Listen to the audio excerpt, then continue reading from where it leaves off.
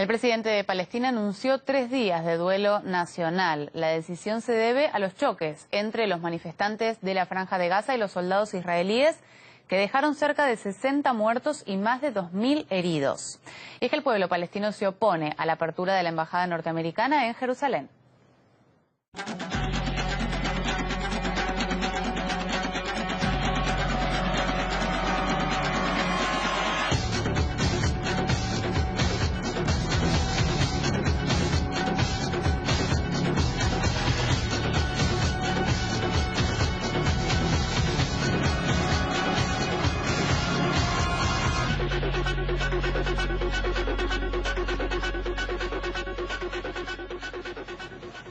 El secretario general de la ONU llamó a Israel a limitar el uso de armas de fuego contra manifestantes de Gaza. A la vez llamó a la organización Hamas y a los palestinos a evitar las provocaciones. Otra de las numerosas reacciones ante los disturbios vino de Amnistía Internacional.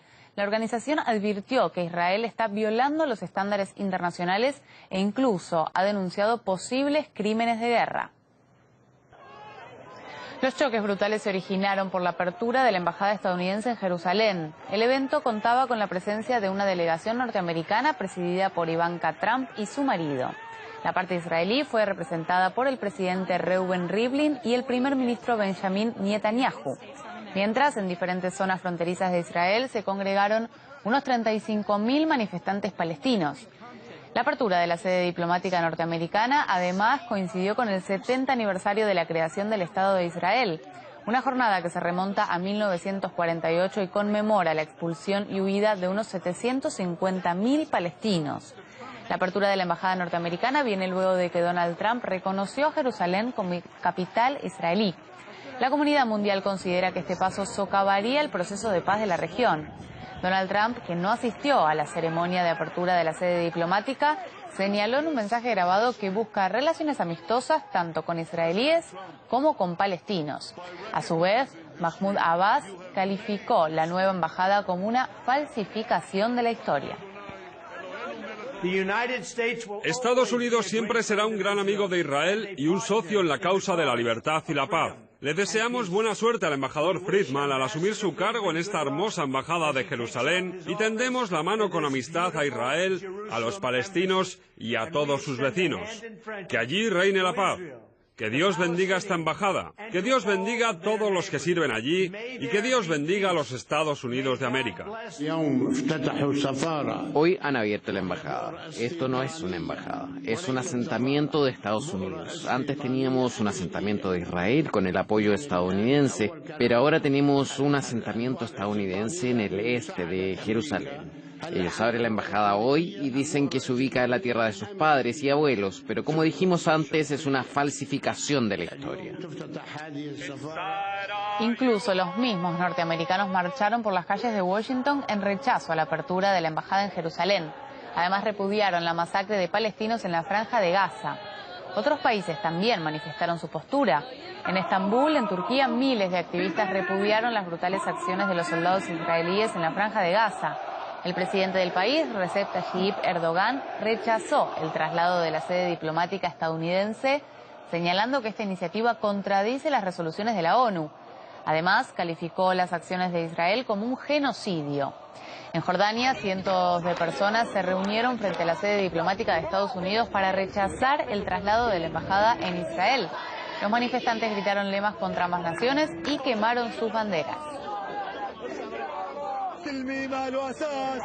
Pese a las numerosas condenas por la violencia estallada, el primer ministro israelí instó a otros países a trasladar las embajadas a Jerusalén, un hecho que según él fomentaría la paz.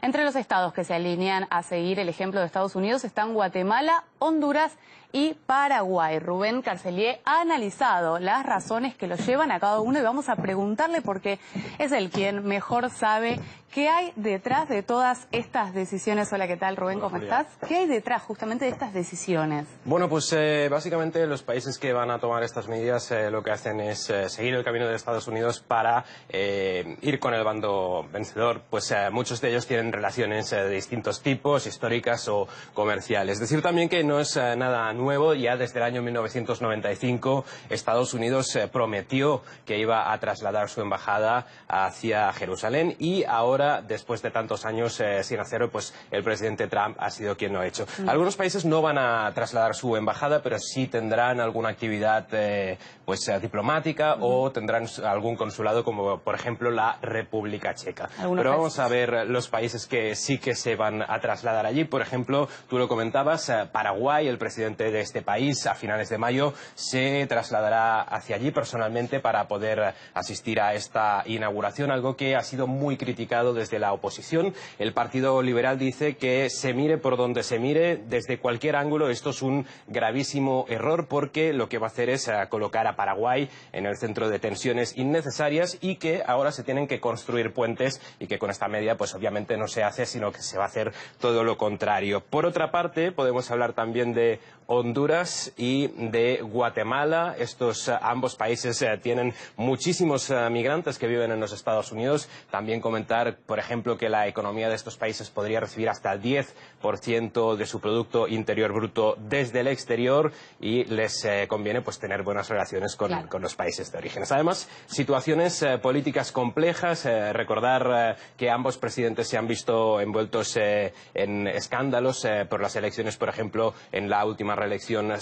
hubo una acusación de fraude y en el caso de Honduras también comentarlo del TPS, el permiso temporal que les permite a los ciudadanos de Honduras desde que hubo el huracán Mitch en el 96 pues vivir en los Estados Unidos, y en el 2020, ya falta bastante poco, 2 años, hasta 57.000 ciudadanos podrían perder este permiso. Entonces pues el escenario son dos opciones: o se vuelven a sus países o buscan otra vía para permanecer de forma legal. Comentar también algo curioso, y es que, bueno, sabes que han asistido a la inauguración de la Embajada de Estados Unidos muchísimos países, algunos de los cuales, sobre todo, pues africanos, o el caso de El Salvador, a los que Donald Trump, hablando de políticas de inmigración, calificó como agujeros ya se sabe de qué son los agujeros, en palabras del presidente Trump, y pues esto pues ha generado muchísima polémica. Recordemos que ya en su momento pues lo hizo. Autoridades de la Unión Europea, por ejemplo, recordaron que no es debido que un presidente de un país, y menos de los Estados Unidos, pues hable sí de las personas y de los inmigrantes. Bueno, muy completo, Rubén, muchas gracias. Viendo por detrás que hay, en realidad después lo que se transforma en símbolos, en realidad tiene motivos muy concretos. Gracias, Rubén. Y en este contexto, el periodista y analista internacional Rafael Araya Masri denuncia la brutalidad de los altercados entre las manifestaciones anti-israelíes y las fuerzas hebreas.